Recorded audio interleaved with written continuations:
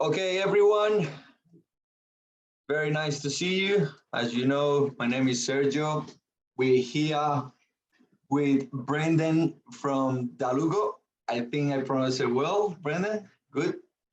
And the whole idea of this session is to talk to someone that is actually an expert and he can explain us a little bit about how is the trialing process and how to deal with it.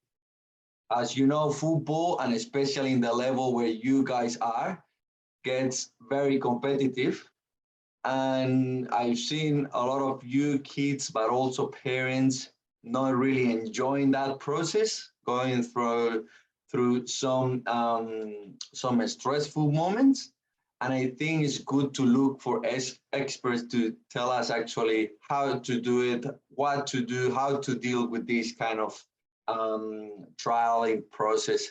So Brendan, I let you introduce yourself, and thank you very much for being here. I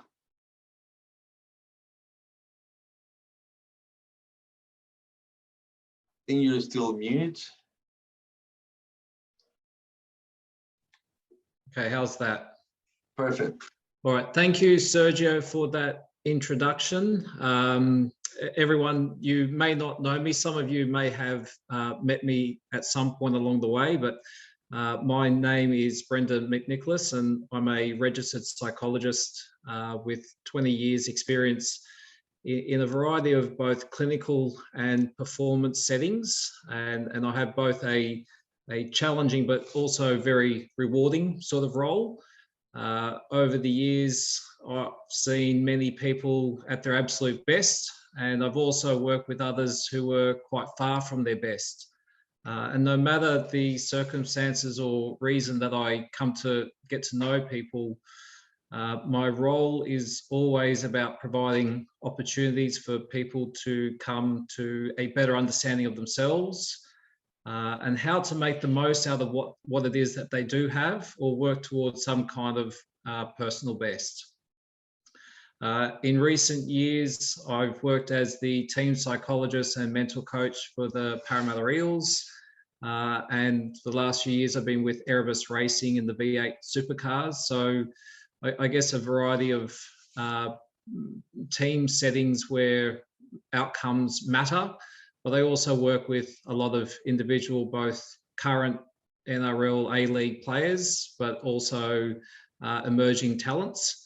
And just for clarity or for honesty in the room, I've been through the trial process as a parent too, so I understand not just the sporting and mentality side of it, but also the journey of a parent whose child is interested in elite sport.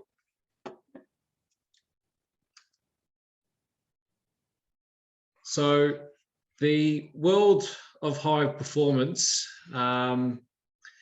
is something I know to be both an amazing and challenging space, where the highs can be really high, but also the lows can be really low. And it's quite hard for people to understand that until they've actually been there and experienced it, because the reality is that an athlete's life can change based upon a single performance.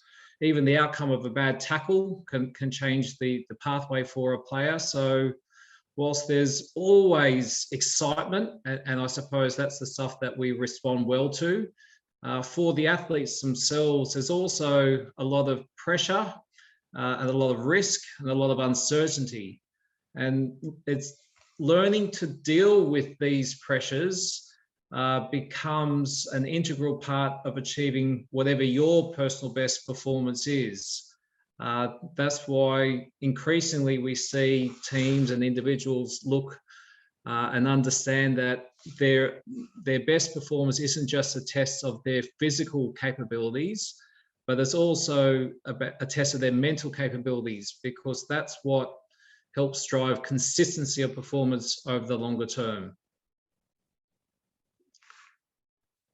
So whilst high level sport, we could say that the challenges become greater, and also the sense of risk or the risk of failure might feel a little bit greater.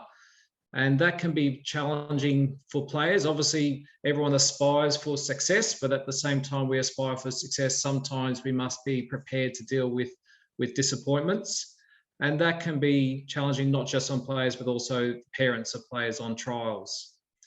But while sport can be a very challenging space, particularly as you go from community football into representative football, I'd also say it's a great place for children and young people to learn valuable things about themselves and to develop really important attributes like their characters and strengths, the willingness to have a go, to develop a sense of achievement and personal mastery over something that they've set their mind to do, to learn the benefits of teamwork and camaraderie, but also I think it's a great and very safe space for children and young people to learn to deal with coping with setbacks and developing their resilience. So moving into the trials, there's probably two components. There's the actual trial process, and we have a trial outcome. And whether we're talking about the trial process or the outcome, both invokes some kind of conversation about resilience. Resilience is that foundational psychological tool that allows us to feel effective and capable of handling uncertainty, and also to deal with setbacks. So for every person going to the trial process, they're asked to sign up to deal with uncertainty. And so that's guaranteed for 100% of players on the trial process. In terms of trial outcomes, there are some players that will be asked to deal with a setback. So there are two different aspects that will test resilience, not just at the aftermath, but also during the process. For parents, when you release your children to whatever their chosen sporting endeavours are and to put themselves on the line, you are also signing up to put yourself on the front line to deal with both the positive and negative emotions that their child brings home. And that can be a test of parents' resilience as well, of course. And I've observed over the years, many parents struggle as much or more than the children. And just anecdotally, I'd say that the children that struggle the most often have parents who have difficulties coping. So I'd frame that this isn't just an opportunity for children per se, but also for parents to stand by their children in this moment and to role model the types of ways that you would like them to handle this very difficult time, and to do that in a positive and productive way, thereby developing their resilience. So just because we're talking about trials, I'm not trying to frame that this is always an easy experience, and you know, we can look like we're coping on the outside and put on a happy face and high five Sergio on the way into the grounds, but on the inside we might have a whole range of emotions going on. And I just want to reassure all the young players that's normal. And the sign of nerves or some worried feelings is not a sign that you're not ready. It just comes when we really want something. Sometimes some of these feelings show up as well for us. But we do know that during times of uncertainty, there can be a whole range of internal stuff that shows up inside of you. And uncertainty is certainly one of them. I had the experience of being at the dentist over the weekend and got to watch many people in the weight room whilst I waited my turn. I can tell you there's a whole range of experiences people go through when they don't quite feel in control of something. So coming into the trial process, yeah, you're not going to feel in control and you don't know the outcome, but that's just also part of the experience. In terms of what you can do, because I'm saying that there are some natural feelings that may occur for you, it's important to understand that essentially our brains are hardwired to detect threat. And if we believe we're under pressure, our brains will naturally pay a lot of attention to that. And in general, will tend to generate even more unhelpful thoughts. So rather than getting swept up in all the things that you can't control through the trial process, like the weather, the grounds, the ball's too hard, the ball's too soft, the scouts looking at me, there's all these little factors that you could be thinking about.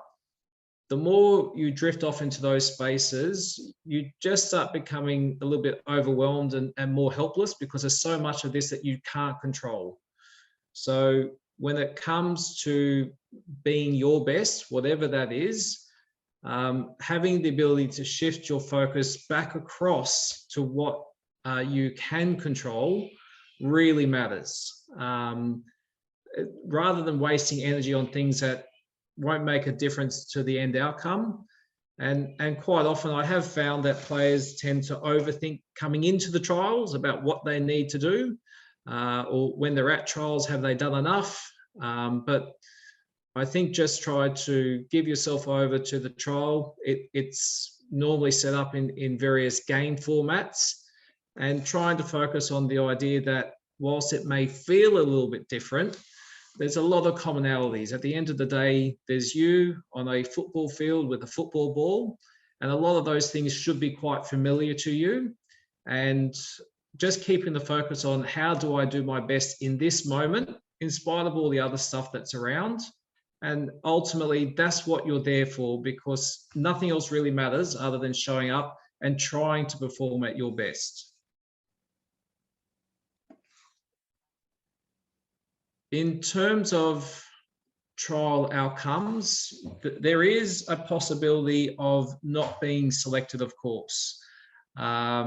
It's unfortunate, but there generally are more applicants than there are spots available. But if you're not selected for trials, I would want to be really, really clear with young players that not being selected does not mean that you have failed. All it means is, for whatever reason, you were not selected on this particular occasion. The only time that you might fail is when you don't even try to achieve your goal, and some would say that's failure by default. So going in there, giving your best, is a success in that you've tried to deal with a difficult experience. And I think every person can relate to the fact that we all experience setbacks and disappointments in our lives. And it's just part of the normal human experience that things don't always go exactly the way that we hope. But as normal as it may be, I also don't discount the fact that not being selected can really affect us in terms of how we think and feel and behave. And so initially people may feel a whole range of emotions of being hurt or upset or disappointed or even angry. And I think this is a really important moment for parents, realizing that you too will have strong emotions, but trying to focus on the efforts made versus the outcome, because the young athlete on trial is not in control of the outcome. They're only in control of the effort they make to get selected. And just as, again, I said before, just trying to role model the kind of response you hope your child to be able to demonstrate one day in the future. And just a personal sharing, Sergio, I mentioned to him a while ago, I have a son that trialed at 2 academies and got 2 knockbacks in the one day. And obviously, as a parent, that's not necessarily a great experience. And in that moment, I just did the simple things that I think are important as a father. I hugged him. I reminded him that I loved him and I was proud of him for doing his best. And also shared with him that these difficult feelings would pass. I'd also say, through the benefit of hindsight, getting a knockback is not always as bad an outcome as you may think, because it can be a great source of motivation and strength for future trials. So I'll touch on that in a moment. So all of this difficulty that I'm expressing, that both as part of the trial process and coping with uncertainty and the potential outcome that you may not want for yourself, is about something called resilience. It's a word that's used a lot. Schools use it a lot. Parents use it a lot. Academies and NPL clubs also use it a lot.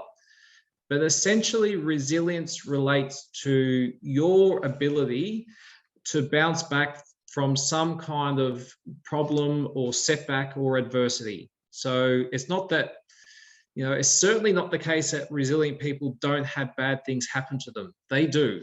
They certainly do. They've just over time have gotten quite good at adapting their thoughts and regulating their feelings. So they look to respond to problems in ways that work really well for them.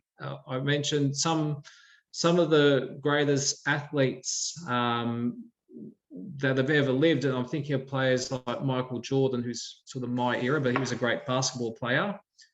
And he talks about failing repeatedly as being the key for his success, because these types of athletes welcome failure as an inevitable opportunity to grow. And I think that's a great way of demonstrating resilience. Some people are more prone or more biologically predisposed to being resilient. But the good news is that it's not something that you either are resilient or you're not. The research is very clear that it's a trait that, or it's a skill that can be developed over time, and it involves a range of thoughts, beliefs, attitudes, and behaviors. And the real key is to try to develop your resilience by working out what works really well for you. And that can be slightly different from one person to the next. But you can start with things like chatting to parents about how they handle setbacks and trying to learn from their experience. So I think the great thing about the trial is you're guaranteed to play some good football against some good other players, and you have the opportunity to be selected into a great NPL club, and you are absolutely guaranteed to have the opportunity to practice your resilience. So overall, challenging, yes, but also I think a highly rewarding opportunity. In terms of what can be done to practice resilience now, I think for all the players going on trial, it's very important to remember some of the qualities that you have, that you possess, that extend beyond your footballing abilities or the outcome of the trial. So you can try to generate, and you may need parents' help with this, but to start some statements like I am type statements. And one example, you may look at yourself or get feedback from your parents and loved ones, and they'll remind you that you're a person that other people like and love, that you're clever, that you're talented, that you're hardworking, and you're willing to have a go. And being selected or not does not change that those things are true about you. You can also remind yourself of the things that you have that will remain true independent of the outcome. So independent of what happens at trials, all the players have people around you that will love them and will love them no matter what. And they'll support you and set up other opportunities, whether that's in football or just other learning opportunities. And if needed, they would help you. And finally, and I think this is the part of resilience where things start to kick in, is people can turn their minds to the idea of what they can do. So at the point that you find yourself drawing on your resilience, trying to figure out solutions. So if you're struggling in the trial, trying to come up with ways to get more involved and get your foot on the ball more often. If you're not selected at trial, trying to identify what is another pathway that I could possibly follow. And it's not even for me to assume that you have to keep up football. For some players, trialing and not being picked is enough. And I'm okay if people choose that that's not what they want to do. But just don't let someone else tell you that you can't do it. That's a decision you need to make for yourself. So at the end of this process, no matter what happens, you get to decide what comes next. In terms of parents and what they can do, the simple things matter. The simple things matter. So reflecting on a time in your life where you had to display resilience, and you can look at how people responded around you, what they said, and how that made you feel at that moment in time. And also reflecting on, I guess, how you felt during a bad moment initially versus how does it feel now when you look back on those experiences, maybe what that has taught you about yourself and ways in which you use that experience today. And I think that personal sharing is a really integral part of helping your child manage their way through this trial process. Just to close, that there's probably many questions, and I'm happy to go through and answer them with you.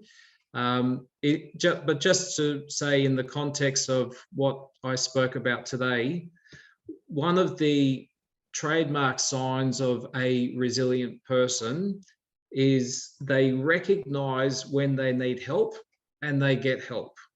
So it's not necessary to suffer in silence. It's not necessary to wait until things feel really bad. If you either need help prior or after a trial process, or at some other point in time, even for issues outside of football, you have options. You have options through school. You have options through health, through GPs. But you're also very welcome to contact me. I'm always happy to have a phone call with a player or a parent and just go through, one, where they're at, and secondly, giving you some options on what you could do next. But for everyone that was present today, I just wanted to say thank you for the opportunity to speak with you. And I hope that there is at least one or two small things from the conversation that you can take from it. But at this point, I'd invite any questions that you might have.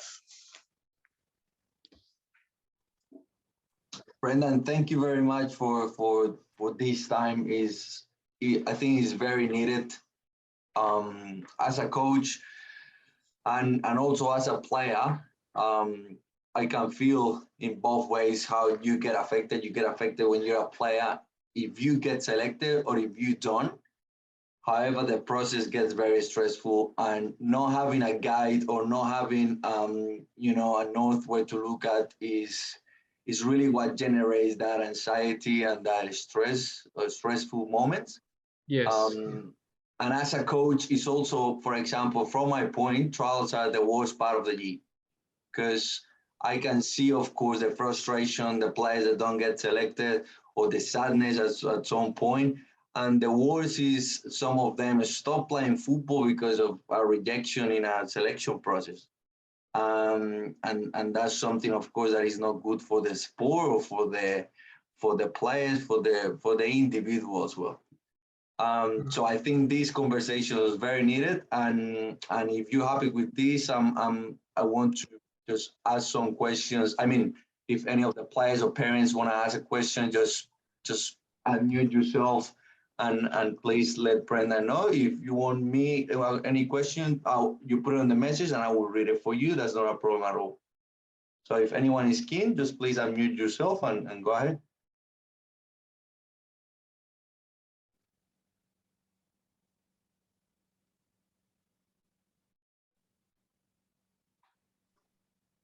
Anyone? Sergio, it's Richard Bradell here, Ben's father. I think just in terms of, I only got the end of that, apologies, because I was on another meeting, but Benny was busy listening away. I think just, you know, in terms of that rejection, what you were saying before, I think sometimes what's always useful is that some of the kids, and I know in Ben's case, when he's often not made something, he sort of doesn't understand why. And sometimes it's having that feedback to them to be able to say, here's what some of the things you need to go away and work on. That then gives them that encouragement to sort of come back next year and do it better and stronger.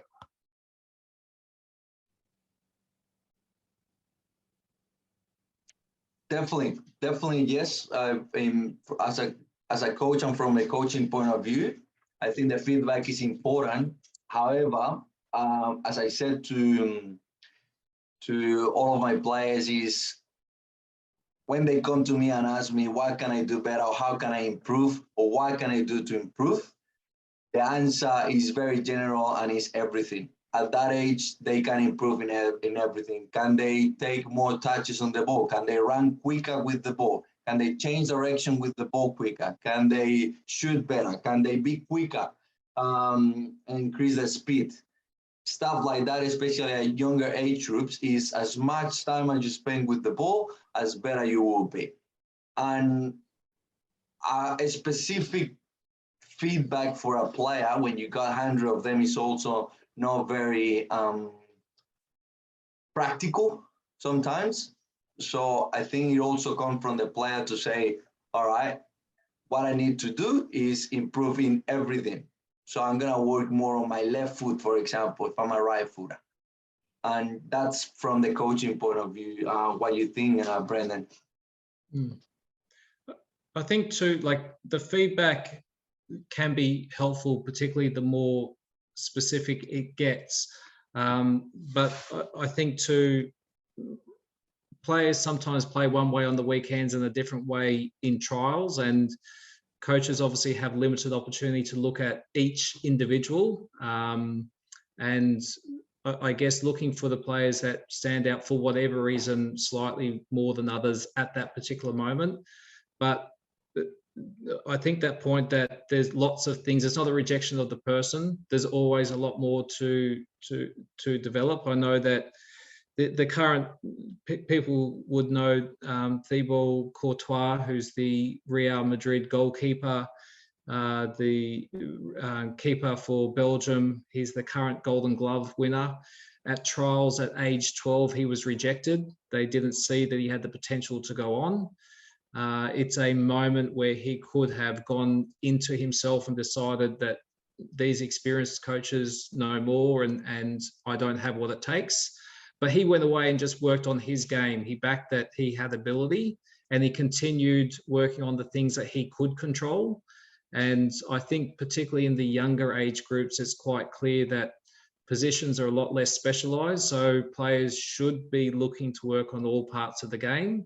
And to get that really high level individual feedback, I think there's great options like consulting with academies and coaches like Sergio privately to do sessions, and you can get very tailored feedback around where that child is at relative to other players and can look at a development plan with them. Yeah, I think that's a great idea. Thanks. Hey, Sergio and Brendan, just a question for you both. So I guess, you know, for, I guess, players or even, you know, adults as well, what advice would you give in terms of helping them verbalize some of the frustrations? Because there would be times where you're just frustrated and you don't want to talk. How do you encourage kids especially to talk about how they're feeling, their disappointments and things like that. Yeah, I'm happy to mention something, Sergio. I think my experience has been just being mindful of time and space, and I appreciate the very caring nature of the question. I've learnt, even for players that have become quite successful, when I sit down and talk to them and ask them about what's the best thing about football, what's the worst thing about football, I've always got the same feedback that the worst thing about football is the car ride home with dad. And that's not to make anyone feel bad, but just to realize initially when we have a setback, we do feel a little bit overwhelmed and we have a whole range of emotions. And I think putting emotions into words can be difficult. And the younger you are, the more that's the case. Younger children tend to express how they feel through behavior. As children get a little bit older, it's more through kind of being quiet. But I think rather than focusing on very formal conversations, a lot of the best chats happen over we call it the proverbial fireplace. So I think initially we're just reassuring people that, you seem a bit bothered. I'm available if you want to chat about this a bit later. And then literally I've had some of the best chats with people when I've been in the car and they put on the music they want on the radio and both looking out the front. So I'm not looking at someone directly and they can just have a bit of a chat about how they feel. So we're just giving an opportunity for people to put some of their thoughts into some of their emotions into words. And for some of the players on trial, that will be the first time that they've done that. But see, I think that's a great thing. I think it's a great thing that they had this opportunity to have some difficult moments and get supported by really loving parents that will help nurse them through it, because that stands up for them, not just in football, but in all manner of their lives. So I think it's just a gently. I think it's sensing when they're ready to speak, and then not necessarily, or remembering that children don't have conversations in the same way that adults do, where we sit opposite each other and speak a lot. It's often a talk while we're kicking a ball at a park, or when there's some sort of activity to break things up and make things feel a little bit less intense. But yeah, look, I would expect someone feels annoyed or frustrated, and then I'd be encouraging to allow the child to have their thought, whatever it is, and then to gradually come around to, well, what can be done? Because we can stay stuck with this feeling from what happened at yesterday's trial. And, what can we do about that next? Because there is, I guess, with that resilience, there's something really powerful in the word acceptance, because it implies we never accept things that we like, right? No one has to accept a bowl of ice cream. We just take it. But we do have to accept things that we don't like. But there's something in the idea of starting to accept something. It implies that we're going to move forward somehow. And I think, from personal experience, when my child was rejected from 2 trials in the one day, it took about a week and a half, and finally I got to speaking to another parent who encouraged me, no, keep going, it's okay, and put me onto some private academies. And I started a different journey. So your journey may not be the same as everyone else's, and that's absolutely fine.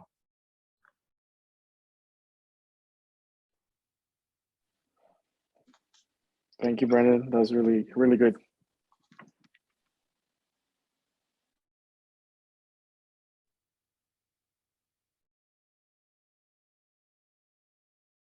Brenda, I think it's also important to mention that, and I think you did before, but as a coach sometimes, or as a scout, or people that at the end make the last call, we all can make mistakes. We probably are judging something that at the moment we think is not relevant, and then suddenly you realize you made a mistake, and you pick probably people that is wasn't the best at that point, or you base your selection on some other, I don't know, you wanted to play in this style, and that's why you selected these kind of people, and then you realize maybe, I don't know, I made a mistake. I should have selected this or this player. So yeah, as trials go on, in general, like with many other things in life, it will be quite obvious early in the trial that there will be a handful of players that stand out, who are clearly dominant on the ball. But those last few spots in trials, so the last 3 spots to be filled, and there can be 10 children competing for that final spot, ultimately it often comes down to just a feeling of who fits best for whatever reason on that particular day. That's why I say it's an outcome from a trial on that particular day. It doesn't mean, one, that you didn't play well, and it doesn't always mean that coaches don't do well. Sometimes people don't fully show themselves. I read, I was surprised, but the story of Lionel Messi, he came up through a club in Argentina called Newell's Old Boys at age, I think when he was 11 or 12, his father took him to a very big club called River Plate.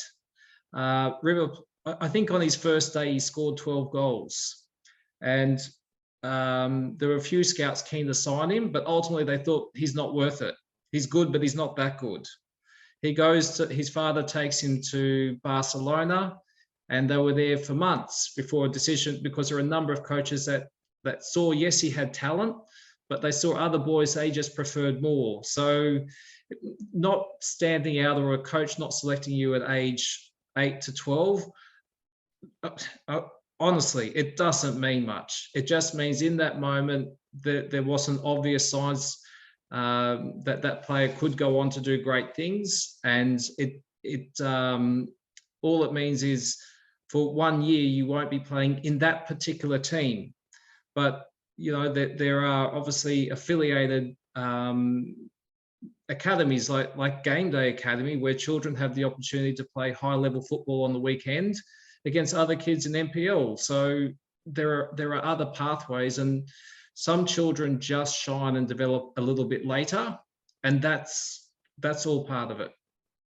But certainly I've never met a coach or a selected that one really enjoyed the process, because no one likes making particularly younger people feel upset, and certainly not setting out to make people feel upset. And coaches are making a judgment call on what they think is best. And the reality is that there can only be so many spots. But again, every kid that goes, every young person that participates, you still have the opportunity. You get a free 2-3 games of soccer. You know, if you love football, I'd be happy with 2-3 free games of football against other really talented kids. You get a chance to figure out a little bit more about who you are as a person, and to develop not just your footballing over the next year, but to develop who you are. And then you become the kind of player that knows how to deal with the setback. Yeah, we all have to deal with them. And I know through my work with professional athletes, by far and away, the best athletes to work with are the ones who had early setbacks, who learned to appreciate the role of hard work and tenacity and what it takes to make it. It's not always the case that the most talented youngsters either one make it, or secondly, can be worked with as they get a little bit older.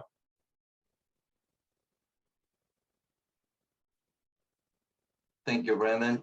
Do we have any other player or parent that wanted to ask a question?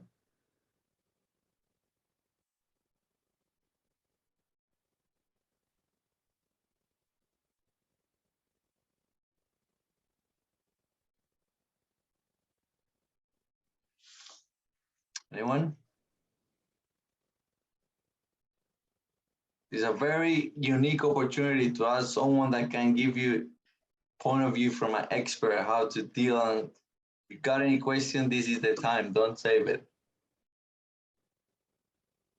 Yep. And look, if there are some questions that you're just thinking about, yep, definitely now's a great chance to ask it. But There's on the screen, there's a phone number there. That's 1300 DALUGO. Sergio, I'm happy to share my mobile phone number. That will actually divert back to my mobile phone anyway. So happy to share that later. But look, for any parent or young person that just wants a conversation to chat about if tonight brought up any feelings or angst for them, or they just want to talk a little bit about their trial preparation process, every single person here is very welcome to give me a call. There's certainly no consultation fees or anything attached to just having a conversation. And I'm more than happy to try to give you some options about what you can do. One question. Oh, sorry, someone. Hey, so well, Sergio, I'll let you ask, but if there's time, I'll ask my question. I don't want to hog too much time. That's all. It's fine. No, Mike, go ahead, please. Okay, so I guess question for you, Sergio, Brendan. You know, having a positive mindset leading up to the trial, what are some of the things that you would think of or prepare yourself to have that positive mentality on the day? In terms of mindset, the things that we're focusing on, the hard work's done. You go in with the abilities that you have. And, you know, when I work with elite teams, like people might relate to, you know, if you have a favorite sports team, I don't know if people follow footy teams or A-League teams, but the team plays well one week and they don't play well the next, and they say, oh, what's gone wrong? But obviously it has nothing to do with their physical conditioning. They're still as fit. Their skill is still what it is. The only thing that changes week to week is attitude. And a team can show up one week great and the next week looking not so good. And obviously we always want to bring things back, not to what their abilities are necessarily, but to try to focus more on what they're trying to accomplish in that game, in that moment. So in a trial, going in, not so much with a plan about what I need to do, but how can I express myself and show the coaches what I can do?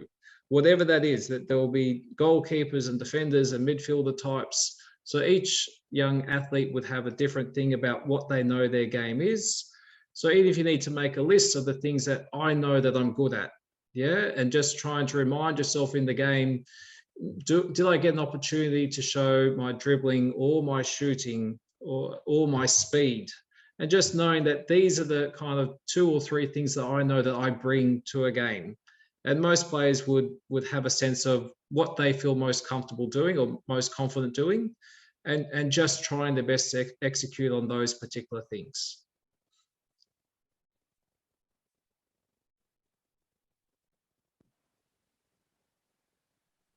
Thanks, Brendan. And what about you, Sergio? Like, you're a player, what goes through your head before a big match, or how do you calm the nerves? Yeah, look, before every game, before every trial, anything like this, I'm always nervous as a player. Always. Even right now, even if it's a friendly, even if it's nothing, I'm always nervous. And I think that's part of the caring I have for the sport, because I want to do the right thing when I'm on the field. And I think it's pretty natural. What I do is try to block all the sense, everything that is around, you know, the coach, not the coach, sorry, the people that is outside. In that case, for example, when I was a child, my dad was very loud on me, and he was always telling me what to do. He wasn't really that will support only. He will ask for stuff to be done on the game, even from early ages. So I learned how to deal with that. And if I could deal with my dad, imagine what I could do with everything else. And then I made a deal with myself. And the deal was, I'm gonna give myself the first 2 interventions of the game. So if my first intervention, my first touch is a bad touch, I still know that I have the second one to go ahead. So I forgot about that and focused on the next one. So for me, focusing the next play at the beginning of the game make me go with that mindset for the rest of the game. and that's how I approach a game, for example. Thank you, Sergio. That's really, thank you for sharing. Thank you. Brendan, I don't wanna take much of your time. There is one more question that I want to ask, and is, on the other hand, if you actually get selected, all right, but you're still in contact with people, players, or teammates that haven't made it, I've seen both. I've seen the handball kids that actually try to support the other ones, but I also seen the players that go against the ones that hadn't make it and go hard on them. So for the player that is being in that situation, probably not getting selected or probably not getting selected yet, having a relationship with someone that has been successful or at least selected, how can we, what can we tell that player to do? Like the one that is being surrounded by people that is telling that this and that you didn't make it, you're not good enough, this, and how can in between kids, for example, deal with that? Yeah, look, I think it's unfortunate that sometimes obviously even children can be unkind to other children. That is something that can occur. I'd say a couple of things. One of the things that makes Magic a great NPL club is they care not just about the football, but also the quality of the person. So the first and foremost, just to call out that the behaviour is not consistent with the club values. And for the child, I think it's always interesting when you have children that need to put someone else down, because it's already obvious if you've made it or you haven't. You don't need to be told as though it's some great surprise. But it's quite revealing often for a person that needs to tell you and needs to remind you, because quite often it tells me that there's something not quite right with that person, that they need that ego moment. So on the field, good players often get hacked down and cut down, and they can come to me saying that they're quite upset that they try to play their game but they can't. But the reality is people only cut them down because they're scared of them, because they're worried about them. So let people say what they say. We can't necessarily control what they say. If it's going on repeatedly, I would encourage you, first and foremost, to speak to them to say it's not on. Second of all, to approach Sergio, or if you're still tied up and you're in a train-on position, or you're playing with Game Day or another academy, to certainly speak to Sergio, because I don't think it's the behaviour becoming of young athletes within that club. And thirdly, to realise, you know what, this isn't actually about me in this moment, it's about them needing to put me down. And for me to use that somehow. I mentioned that great athletes can use negative moments and turn it into something. And I think that's the challenge for you, is to realise I could believe in what they're saying, I could give it credence and weight, or I could recognise it for what it is and choose what I do next. And I'm always more interested not in what's happened, but in what people choose to do with that. And that's the part that you have most power over. Fantastic, Brendan. Thank you very much for your time. Really, really appreciate it. And Thank for you so everyone much. present, thank you very much as well. And please don't hesitate to contact Brenda or myself in case you need something. It's very important that if we need help, we look for help. And in this case, we put in someone like Brendan to be there for us and for our kids as well. So thank you very much, Brendan. You're most welcome. Thank you all.